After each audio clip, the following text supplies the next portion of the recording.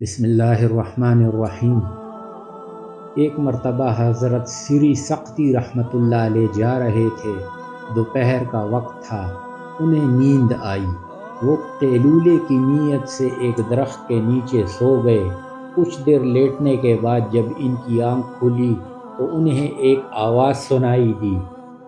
انہوں نے غور کیا تو پتہ چلا کہ اس درخت میں سے آواز آ رہی تھی جس کے نیچے لیٹے ہوئے تھے۔ جی ہاں، جب اللہ تعالیٰ چاہتے ہیں تو ایسے واقعات رونما کر دیتے ہیں۔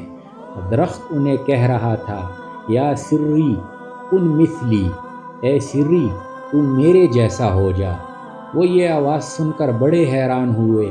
جب پتہ چلا کہ یہ آواز درخت سے آ رہی ہے تو آپ نے اس درخت سے پوچھا، کیف اکون مثلک، کہ اے درخت میں تیرے جیسا کیسے بن سکتا ہوں؟ درخت نے جواب دیا، ان الذین یرموننی بلا حجار فرمیہم بالانمار، اے سری جو لوگ مجھ پر پتھر پھینکتے ہیں میں ان لوگوں کی طرف پھل لوٹاتا ہوں، اس لیے تو بھی میرے جیسا بن جا۔ وہ اس کی یہ بات سن کر اور بھی زیادہ حیران ہوئے، مگر اللہ والوں کو اللہ تعالیٰ کی طرف سے فراست ملی ہوئی ہوتی ہے، لہٰذا ان کے ذہن میں فوراً خیال آیا کہ اگر یہ درخت اتنا ہی اچھا ہے کہ جو اسے پتھر مارے یہ اسے پھل دیتا ہے، تو اللہ رب العزت نے درخت کی لکڑی کو آگ کی غذا کیوں بنایا؟ لہٰذا انہوں نے پوچھا کہ اے درخت اگر تو اتنا ہی اچھا ہے تو فکیف مسیرک الی النار، یہ بتا کہ اللہ تعالیٰ نے تجھے آگ کی غذا کیوں بنا دیا؟